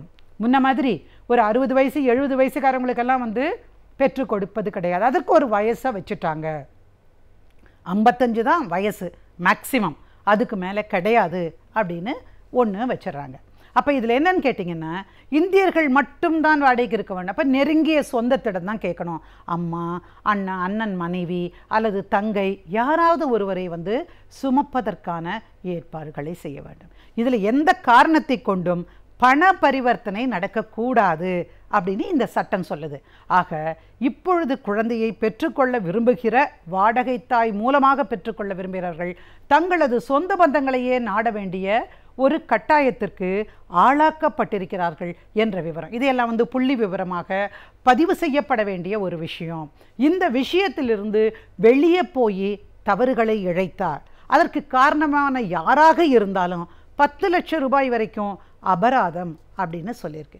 பார்க்க போனால் இப்படியான ஏழை பெண்களை வந்து பாதுகாப்பதற்கான சட்டம் போல தோன்றினாலும் ஒரு நிமிஷம் நான் யோசிச்சு பார்க்குறேன், குழந்தை இல்லாமல் தவிக்கிற இவங்களுக்கு வெளியே சொல்கிறவங்க எத்தனை பேருங்க, எங்களுக்கு குழந்தை இல்லை, அதனால் என்னுடைய அண்ணியை அல்லது எங்கள் அக்கா கிட்டேயோ அல்லது தங்கச்சிக்கிட்டேயோ சித்திக்கிட்டேயோ சொந்தங்கக்கிட்டேயோ எனக்கு குழந்தை இல்லை, நீங்கள் வாடகை தாயாக இருக்க சம்மதிக்கிறாங்களான்னு கேட்டுருவாங்களா? அவர்களுடைய கௌரவம் என்பது அதற்கு இடையிலே நிற்கிறது. எனவே அந்த மாதிரி சந்தர்ப்பங்களில் கமர்ஷியல் சரகசி என்று சொல்லுகின்ற வணிக ரீதியான சரகசி தான் ரொம்ப நல்லா கிடைக்கும். அதுதான் வாய்ப்புள்ளதாக இருக்கும், அவர்களுக்கு ஒரு பெரும் பேராக இருக்கும். இன்னொரு விஷயம், அப்படியே இவங்க போய் கேட்டுறாங்கன்னு வச்சுக்கோங்க, சொந்தக்காரர் யாராவது வந்து எஸ் நான் தரேன், நான் வந்து உன்னுடைய குழந்தையை சுமக்கிறேன்னு வருவது கிடையாது. இது மிகப்பெரிய பிரச்சனையை குழந்தையற்ற தம்பதியினருக்கு உண்டாகும். இது எல்லாத்துக்கும் மேலே என்ன விஷயம்னு கேட்டிங்கன்னா, இவையெல்லாம் தடுக்கப்படுவதன் காரணமாகவே தவறுகள் நடப்பதற்கான வாய்ப்புகள் இருக்கிறது. எனவே கமர்ஷியல் சரகசி வேண்டாம், அல்ட்ருயிஸ்டிக் சரகசி தான் என்று சொல்லுகிற விஷயத்தில் குழந்தையற்ற பெற்றோர்கள் படுகிற துன்பத்திற்கு இன்றைக்கு முடிவில்லாமல் போய்விட்டது என்பதுதான் உண்மை.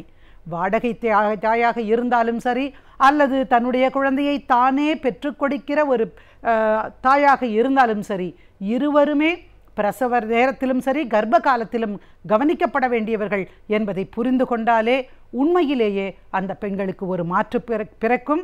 எனவே இந்த வாடகை தாய் சட்டத்தை பொறுத்தவரை எந்த தரகராவது வந்து நீங்கள் வாடகை தாயாக இருங்கன்னு சொன்னாங்க, கட்டாயமாக ஏமாந்து விடக்கூடாது.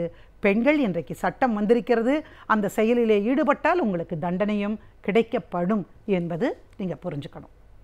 நம் மனம் சீராக இருந்தால்தான் நம்முடைய எண்ணங்களும் செயல்பாடுகளும் சிறப்பாக அமையும். நம் மனதை எவ்வாறு சீராக வைத்துக் கொள்ளலாம் என்பதை பற்றி இன்றைக்கும் நம்மிடையே பகிர்ந்து கொள்ள வந்திருக்கிறார் டாக்டர் பதுர் மொய்தீன் அவர்கள்.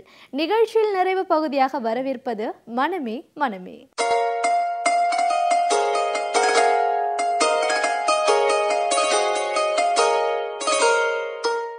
வணக்கம் நேயர்களே.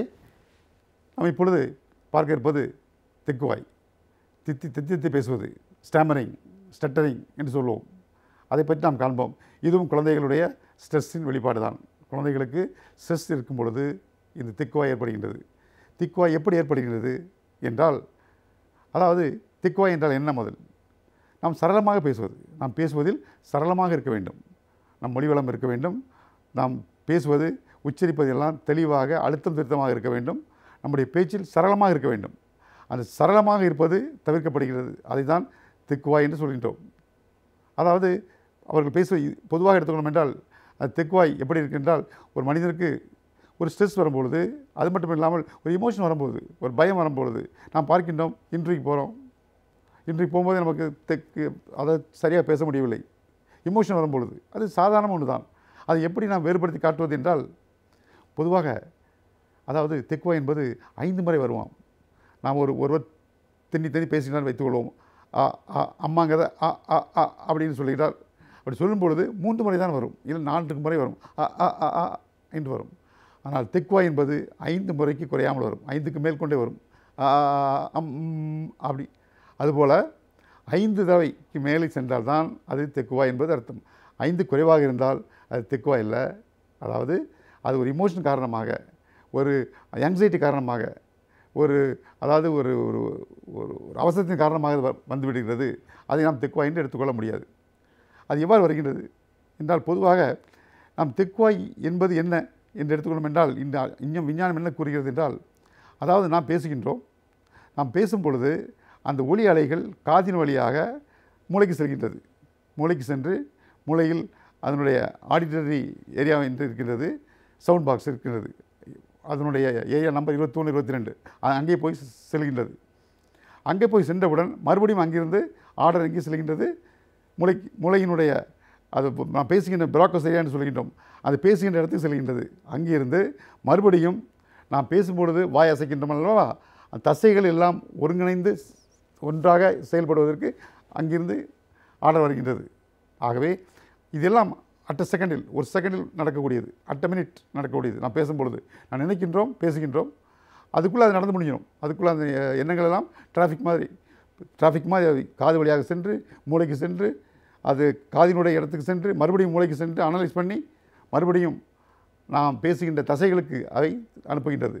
இந்த டிராஃபிக் ஜாம் கரெக்டாக இருந்தால் நாம் சரியாக பேசுவோம். அதில் டைம் டிலே ஏற்பட்டால், அது ஏதாவது ஒரு குளறுபடி இருந்தால் அது டைம் டிலே ஆகின்றது. அந்த டிலேயின் காரணமாகத்தான் இங்கே தெத்தி பேசுகின்றோம் அல்லவா. அது அந்த சர்க்யூட்டில் போய் ஃபுல் சர்க்யூட் வந்து அது சேருவதற்கு அந்த டைமுக்குள்ளே வந்து விட்டால், அந்த குறிப்பிட்ட நேரத்தில் வந்து விட்டால் நமக்கு தெக்குவாய் வராது. அது குறிப்பிட்ட நேரம் தவறி சிலது டிலே ஆகிறதுனால் அந்த டிலேயின் தான் இந்த தெக்குவாய் என்று கூறுகின்றார்கள், விஞ்ஞானம் கூறுகிறது. ஆனால் அதாவது இதுதான் இதனுடைய மைய கருத்து என்று வைத்துக்கொள்வோம். அதுபோக இந்த தெக்குவாய் யாருக்கு ஏற்படுகின்றது என்றால், பொதுவாக குழந்தைகள் பள்ளிக்கு செல்கின்றது, மற்றவர்களை பார்த்து நம்முடன் இருப்பவர்கள், நம்முடனே இருப்பவர்கள், நமக்கு தெரிந்தவர்கள் எல்லாம் நாம் கொஞ்ச நேரம் அவர்களை பார்த்து கொண்டோம் என்றால் அதிலிருந்து நமக்கு தொற்றுகிறது. நோய் போல, நோய் இன்ஃபெக்ஷன் எப்படி ஆகின்றதோ அதுபோல் தெக்குவாயும் அவர்களிடமிருந்து நமக்கு தொத்தி விடுகின்றது. லேர்ன் பண்ணிக்கிறோம், நாம் ப்ராக்டிஸ் பண்ணிக்கிறோம், அவர்களிடம் நாம் எடுத்துக்கொள்கிறோம். அதன் மூலமாக தெக்குவாய் ஏற்படுகின்றது. அது மட்டுமல்லாமல் அது இடதுகை பழக்கம் உள்ளவர்களுக்கு தெக்குவாய் வருகின்றது என்று சொல்கின்றார்கள். இடதுகை பழக்கம் உள்ளவர்களுக்கு, ஏனென்றால் இடதுகை பழக்கம் உள்ளவர்களுக்கும் வருகின்றது. அதாவது பொதுவாக நம்முடைய பிரெயினில், அதாவது மூளையில் 2 பாகம் இருக்கின்றது. இடது மூளை, இடது வலது என்று இருக்கின்றது. அந்த இடது என்பது ஞானம், கல்வி, இதுக்கு சம்பந்தப்பட்டது. வலது மூளை என்பது அதாவது மியூசிக், என்டர்டெயின்மெண்ட், அதாவது படைப்பாளிகள் இருக்கின்றார்களே, அது எல்லாமே அங்கே வரக்கூடியது வலது பக்கத்தில் இருக்கின்ற மூளையானது. அதுக்கு அதனுடைய இது அதிகமாக இருக்கும். அவைகள் படங்கள் போடுவது, வரைபடம், ஓவியங்கள், கம்ப்யூட்டர், டான்ஸு, மியூசிக், இதுபோல் உள்ளவர்களுக்கு வலது மூளை அதிகமாக ஒர்க் பண்ணும். பொதுவாக இடது மூளை வலது மூளையை விட சிறிது பெரிதாக இருக்குமாம். இந்த தெக்குவாய் உள்ளவர்களுக்கு 2ம் ஒரே அளவு தான் இருக்குமாம் என்று இன்று சிடி, அதாவது கம்ப்யூட்டரைஸ் டோமோகிராஃபி என்று சொல்கின்றோமே, சிடி ஸ்கேன், அதன் மூலமாக கண்டுபிடித்திருக்கின்றார்கள். இது அதாவது தெக்குவாய் உள்ளவர்களுக்கு இரண்டுமே சமமாக இருக்கின்றது, பெரிதாக இல்லை என்று. நாம் என்ன செய்கின்றோம்? இடதுகை உள்ள பழக்கம் உள்ளவர்களை அவர்களை திருத்தி வலதுகைக்கு நாம் மாற்றுகின்றோம். நாம் இடதுகை உள்ளவர்கள் அவர்களுக்கு மூளை எங்கே இருக்கின்றது? அவர்கள் அதிகப்படியாக வலது பக்கத்தில் இருக்கின்றது. நாம் அதை மாற்றி அதை இடதுகைக்கு மாற்றும் பொழுது அங்கே திணறுகின்றது. இது மறுபடியும் வலதுகைக்கு போகணும், வலது மூளைக்கு போகாது. மறுபடியும் அது இடது மூளைக்கே போகின்றது, அதே சைடு போகின்றது, ஆப்போசிட் சைடில் போகும். இடது என்றால் வலது, வலது என்றால் இடது. இங்கே நாம் இடதுகை பழக்கம் உள்ளவர்களுக்கு வலதுகை தான் போகும், வலது மூளைக்கு செல்லும். நாம் இதை மாற்றி இடதுகை உள்ளவர்களை மாற்றி வலதுகைக்கு நாம் ட்ரெயின் பண்ணுகின்றோம். அப்படி செய்யும் பொழுது அது மறுபடியும் எங்கே போகணும்? இடது மூளைக்கு போகணும், அங்கே போகாது, வலது தான் போகும். அங்கே ஒரு குளறுபடி ஏற்படுகின்றது. இந்த குளறுபடியின் காரணமாகத்தான் அங்கே தெக்குவாய் வருகின்றது என்று கூறுகின்றார்கள் ஆராய்ச்சியாளர்கள். ஆகவே நாம் என்ன செய்கின்றோம்? இடதுகை உள்ளவர்கள் பழக்கம் உள்ளவர்களை நாம் கண்டிப்பாக அதை மாற்றக்கூடாது, வலதுகைக்கு மாற்றி செய்யக்கூடாது.